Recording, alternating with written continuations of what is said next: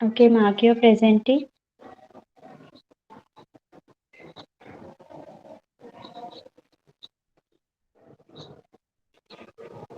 Yes, both of you, please mark your presenting. Okay.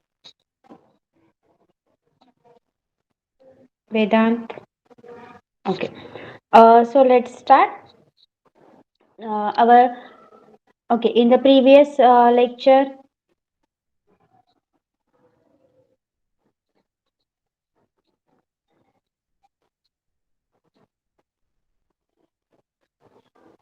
we have studied about the India and European nations, India and Russia. Okay. Now today we are going to learn from India and the continent of Africa. म्हणजे भारत आणि Africa खंड यांच्यातील संबंध. Okay, याबद्दल आपण माहिती घेणार आहोत. India has consciously taken steps to build cooperation between India and the continent of Africa. भारत आणि जो कॉन्टिनेंट ऑफ आफ्रिका म्हणजे आफ्रिका खंड आहे यांच्यामधील जे प्रश्न आहेत ते सहकार्याने सोडवावे यासाठी भारताने नेहमीच जाणीवपूर्वक प्रयत्न केले आहेत.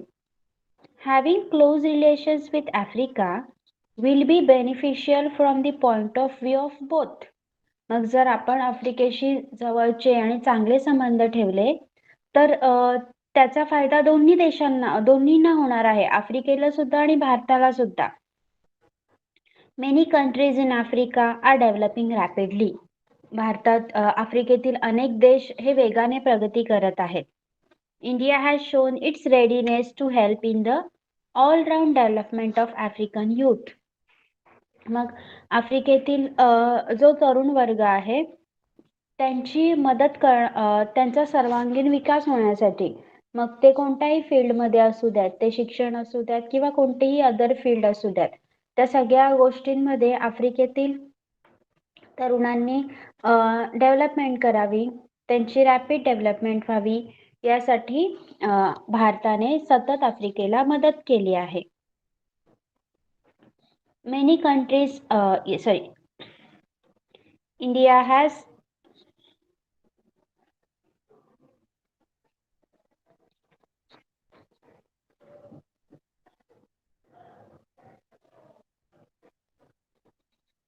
sorry for this.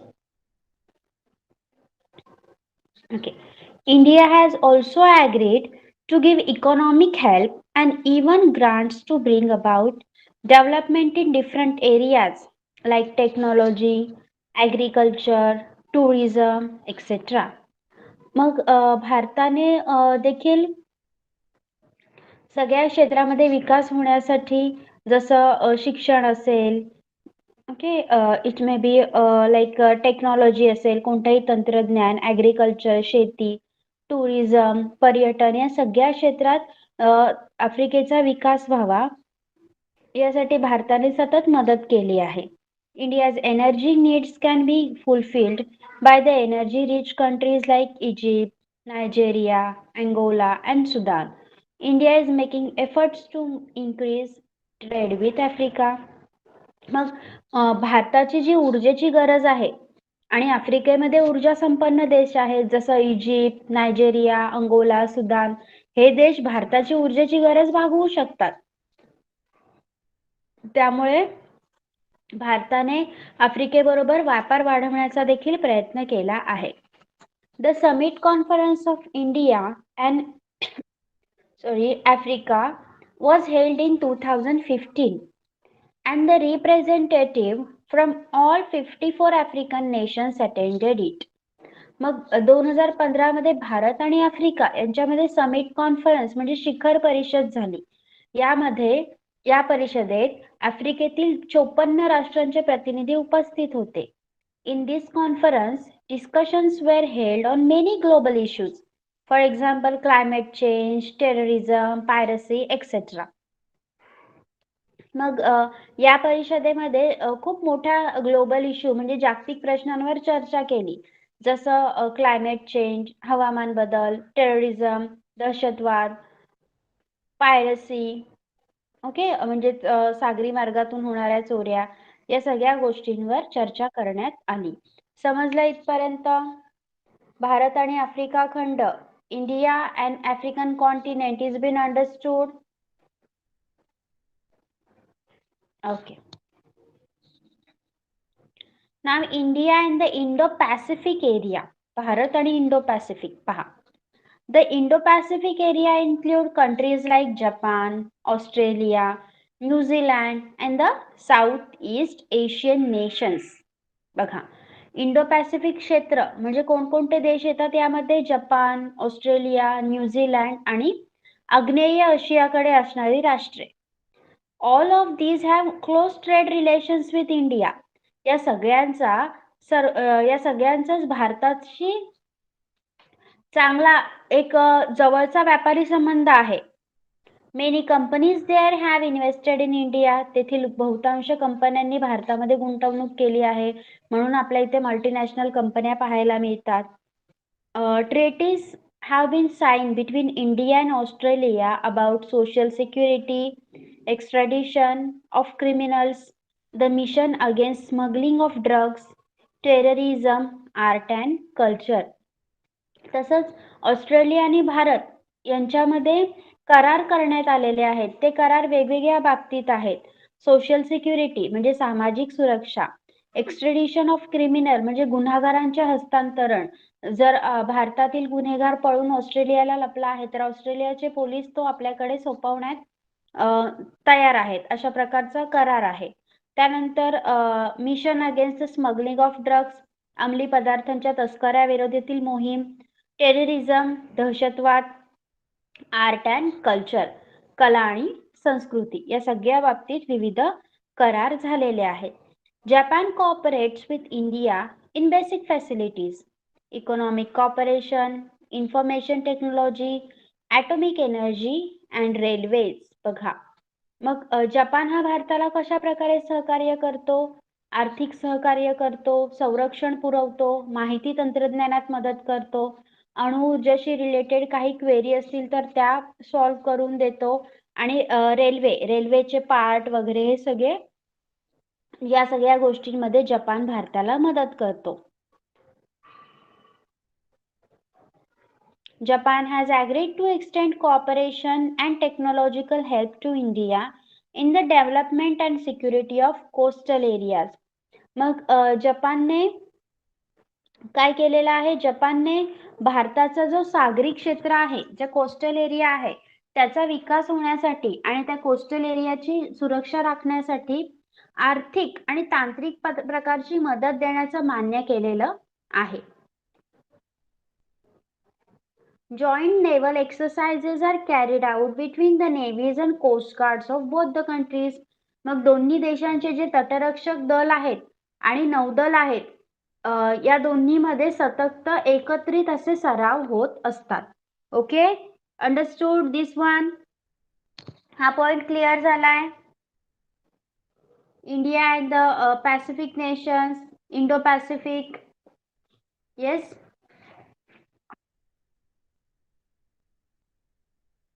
Okay, so we'll be leading to, yes, the second last point, that is India and Southeast Asia म्हणजे भारत आणि आग्नेय आशियाकडील देश. पहा, India has had very cordial relations with Southeast Asian nations like Indonesia, Malaysia, Singapore, Philippines, Thailand, Myanmar, Vietnam, Laos, Cambodia and Brunei.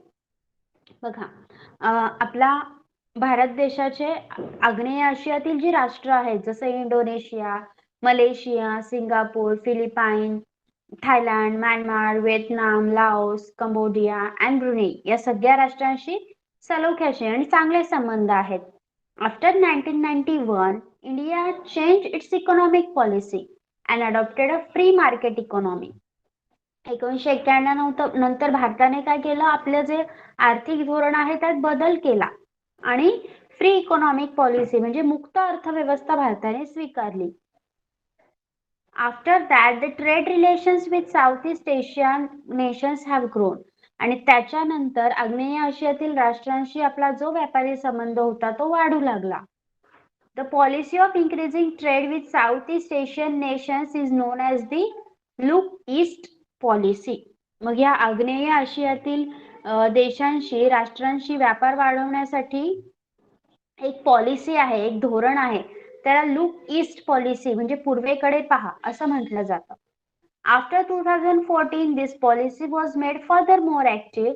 It is nowadays known as the Act East policy. तर 2014 नंतर हे धोरण अधिक सक्रिय, अधिक active करण्यात आलं आणि त्याला आता ऍक्ट ईस्ट म्हणजे कृती करा असं म्हणून ओळखलं जातं. Okay, now our last point is India and West Asia. भारत आणि पश्चिम आशिया. The West Asian countries are primarily suppliers of oil and natural gas.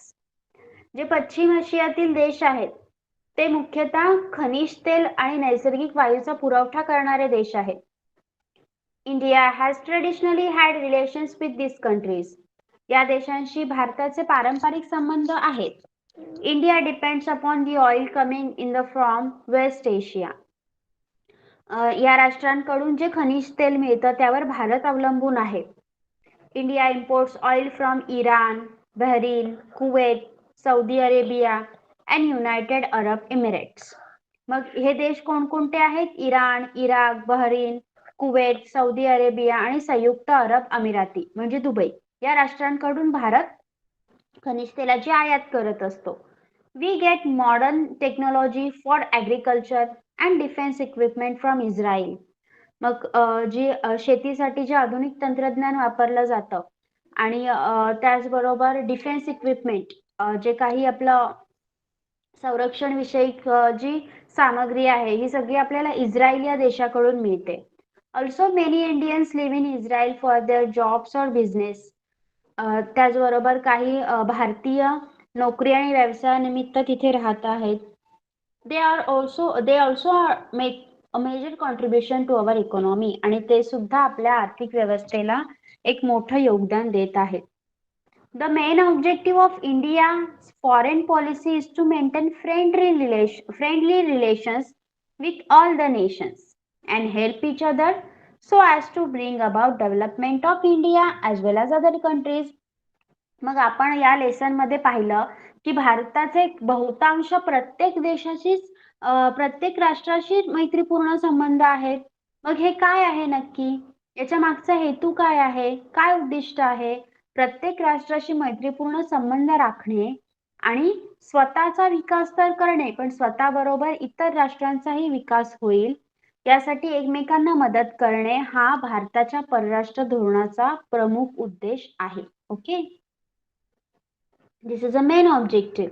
We have taken stock of India's relations with the main countries in the world. In the next chapter, we shall study some important international or global issues.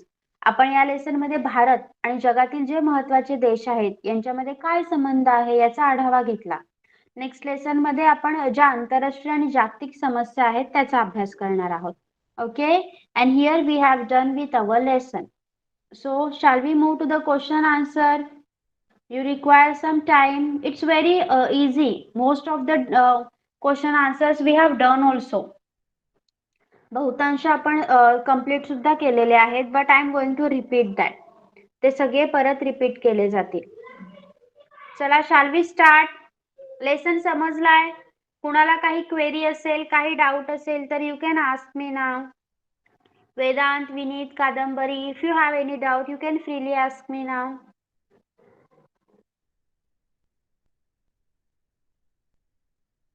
Okay, if no doubts are there, be ready. Your question number 1 is choose the right option and rewrite the sentence. Option you are going to write it in your chat box. Don't write the ABCD. Option number nahi, nav liha. The country that has a free international border with India: Pakistan, Bangladesh, Nepal, Myanmar. भारताशी आंतरराष्ट्रीय सरहद्द खुली असणारा देश.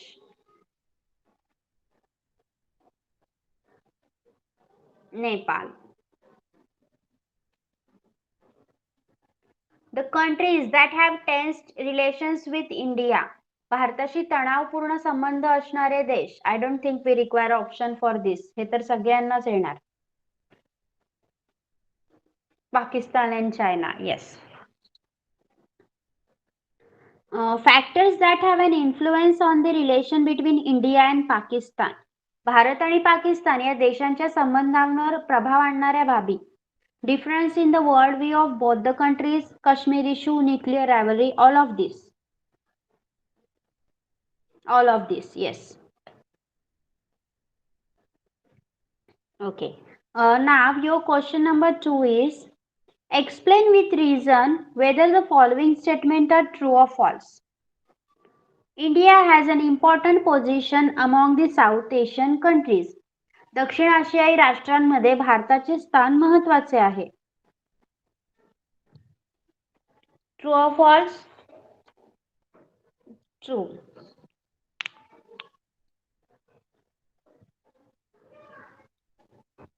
Sino-Indian relations are friendly. Bharat चीन संबंध मैत्रीपूर्ण आहेत. False. Why false?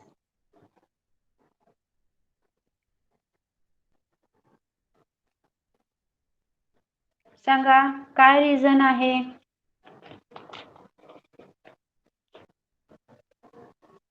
Yes कादंबरी.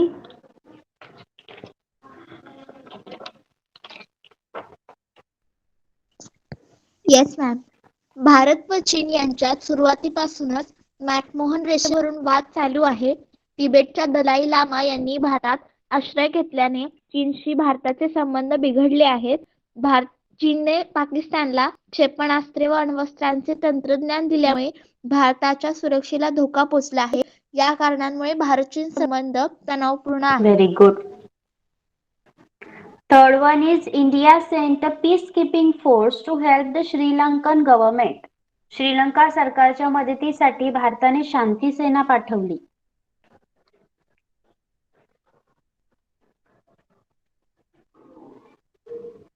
This one is true.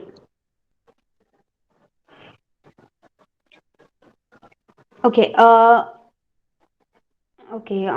This one let it be.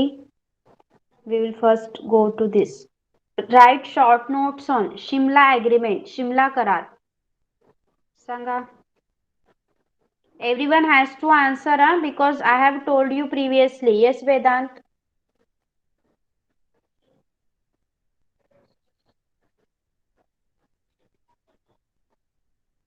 Yes, Vedant.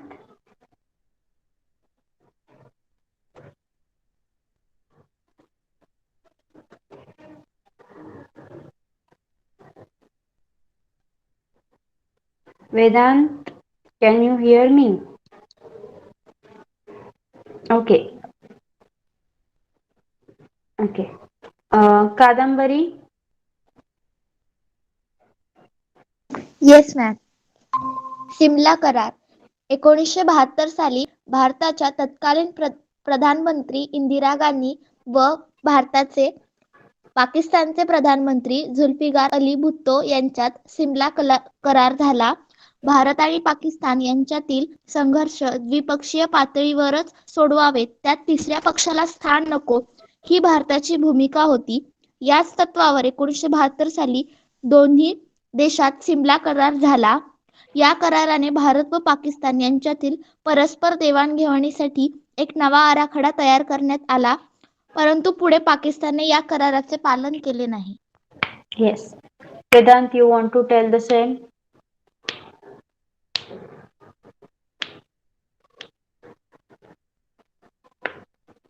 Yes, Vedant. Yes, ma'am. Am I audible? Yes.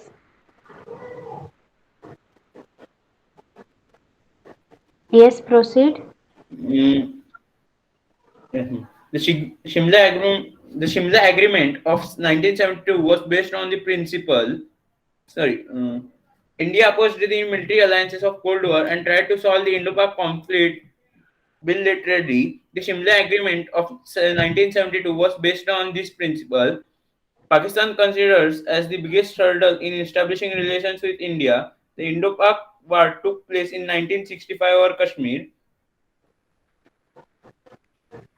The Tashkent Agreement was signed in 1966, but nothing came out of it, even though the 1971 war was about the creation of Bangladesh.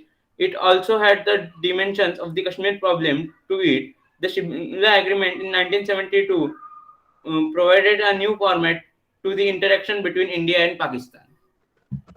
Okay.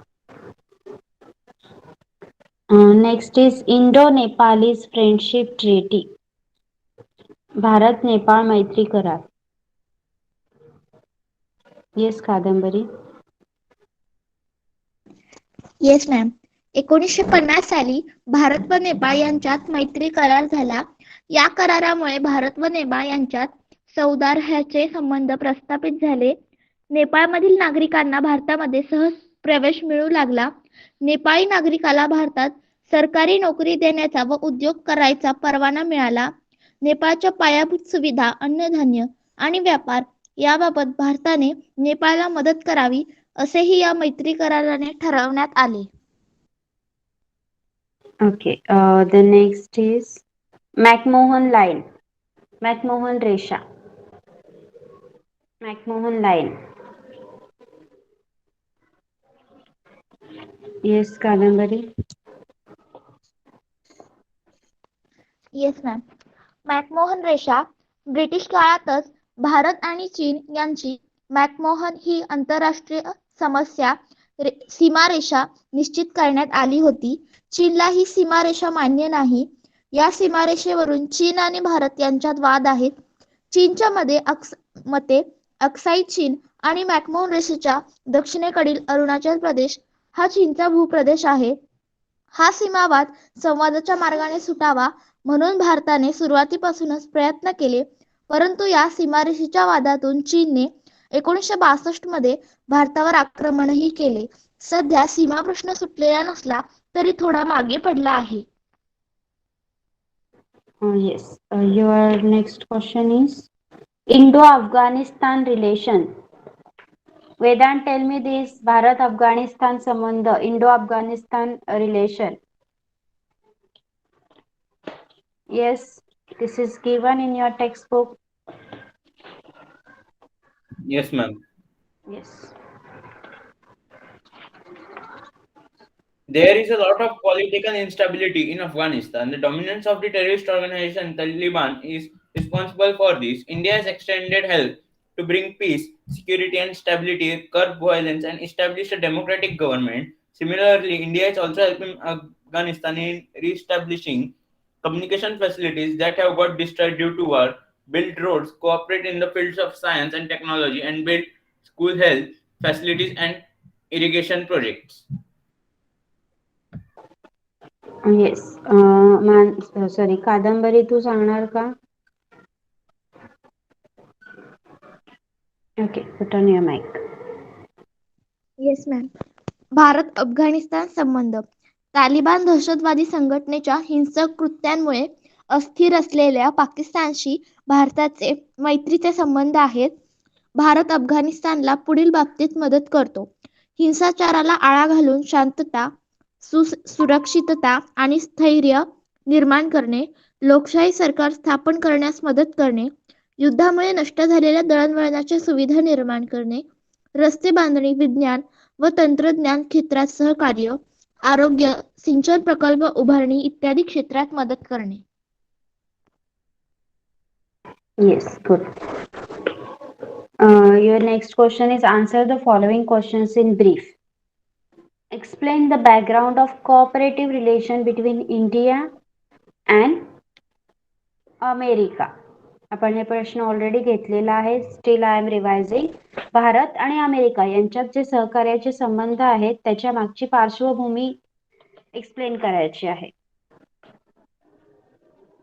Yes कादंबरी. Yes ma'am.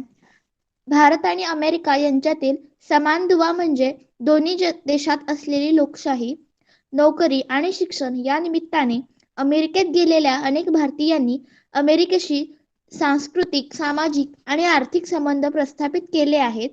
शीतयुद्धानंतर भारताचे अमेरिकेशी सुरक्षाविषयक संबंध अधिक वाढले आहेत. सुरुवातीपासूनच अमेरिकेशी असलेले व्यापारी संबंध भारताने मुक्त अर्थव्यवस्थेचा स्वीकार केल्यानंतर अधिक दृढ झाले. अशा रीतीने भारत अमेरिका यांच्यात सहकार्याचे संबंध वाढले आहेत.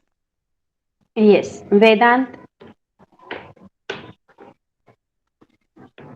India and America are two powerful nations who have democratic political systems. Right from the beginning, America was India's most important trading partner. Many Indians went to America for the education or work. Due to the presence of these non-resident Indians, the cultural, social, and economic relations between America and India have been increasing. Yes. Your next question is give some information about the efforts taken by India for the establishment of democracy in neighboring countries with example. शेजारची जी राष्ट्र आहेत त्यांच्यामध्ये लोकशाही प्रस्थापित होण्यासाठी भारताने कोणते प्रयत्न केले आहेत? Explain with example. उदाहरण देऊन स्पष्ट करा. येस. आपल्या शेजारील कोणत्या देशांमध्ये लोकशाही प्रस्थापित करण्यासाठी भारताने मदत केली आहे? येस कादंबरी. Yes ma'am.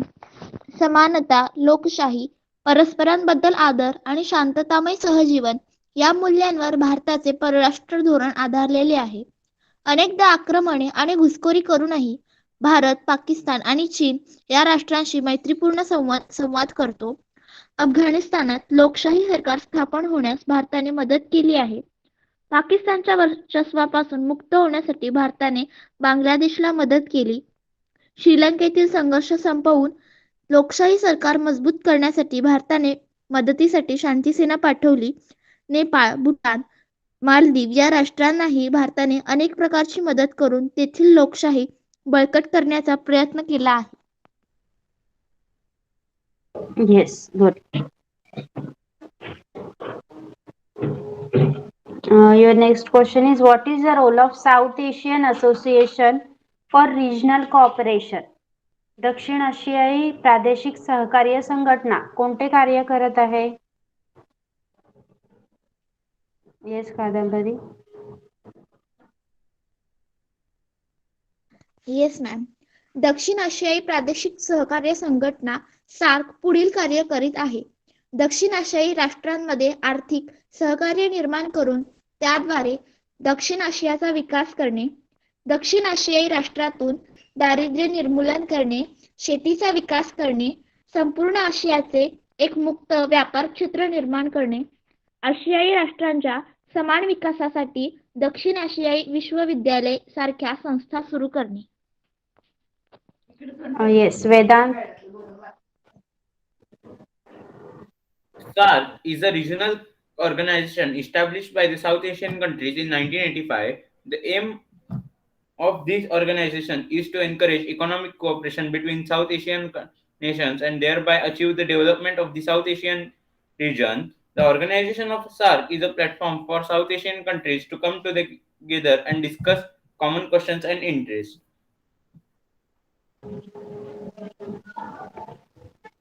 Okay, so here we have done with our lesson. So will you fill this table? Question number 3. Will you do this now? As our all the question answers and lesson is done, fill that table. It is having 7 things like okay. First, see. पहिल्या column मध्ये आपल्याला treaties और exchanges म्हणजे कोणते करार झाले आहेत, देवाणघेवाण काय झाली आहे ते, आणि दुसऱ्या ब्लॉक मध्ये आपल्याला कंट्रीज दिलेले आहेत. मग इंडिया पाक मध्ये काय झालं आहे, मॅकमोहन लाईन कोणत्या देशाशी रिलेटेड आहे, इंडिया बांगलादेश मध्ये कोणते ट्रीटीज झालेले आहेत, इम्पोर्ट ऑफ नॅचरल गॅस कोणत्या कंट्री मधून होतं, हे सगळं टेबल फिल करा, show me and then you can leave the class. Make it, write it in your notebook, show me, and then you can leave the class.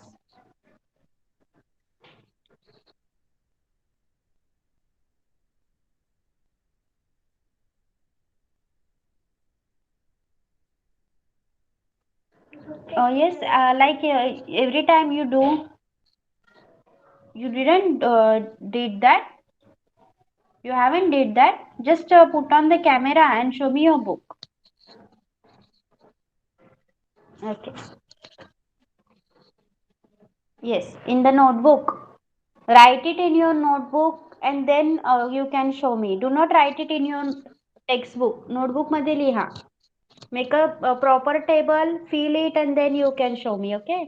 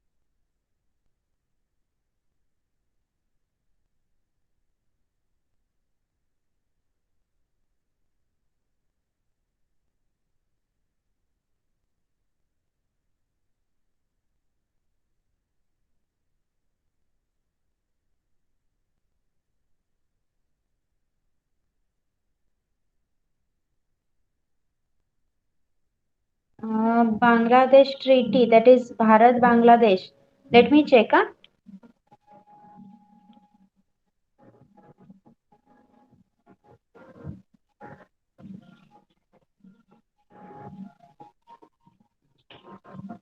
Let me check. I will let you know.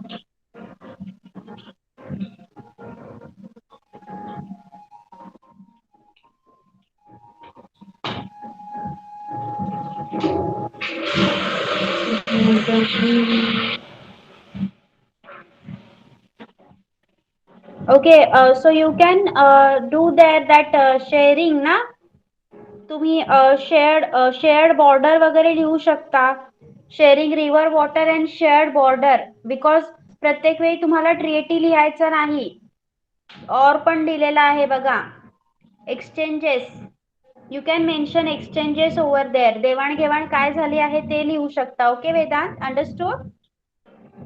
Sharing river water and sharing border. Okay, right. Because every time they have written treaties or exchanges. करार किंवा देवाणघेवाण लिहायची आहे तुम्हाला.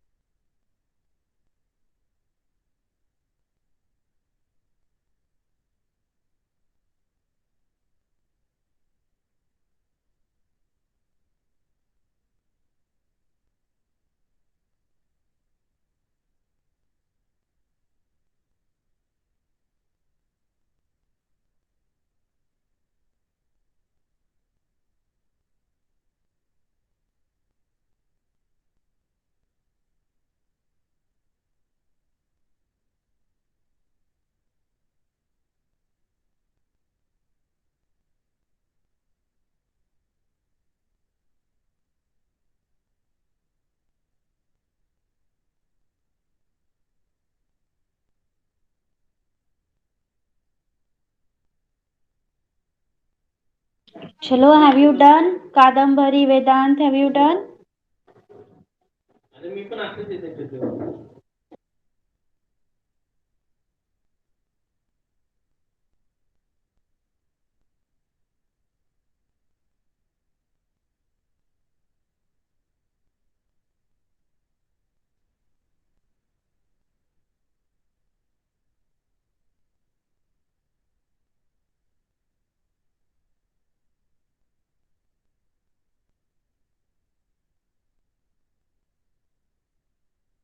Okay, Kadambari, done. Show me your book.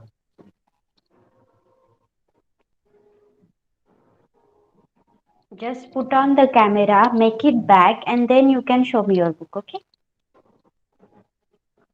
Put on the camera, turn it back.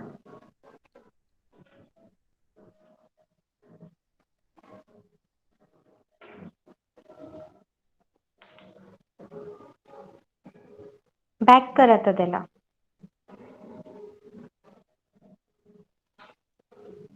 I didn't see.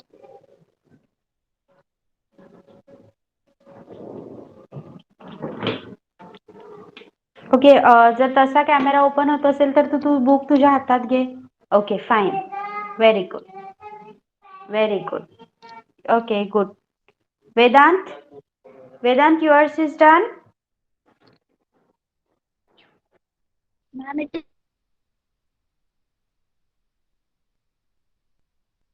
visible. Ma'am, mine's done, but I didn't got the fourth one. Fourth Import of one. Yes, yes, import of Kadambari, I have seen yours. You can put off Kadambari.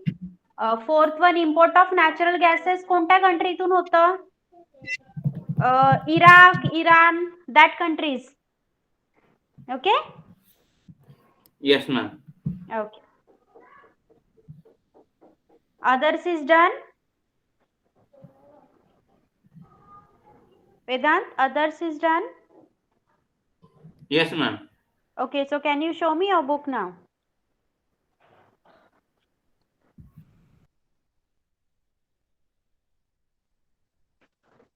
Okay, yes, good. Okay, so very good, both of you. Now you both can leave the class. Bye bye.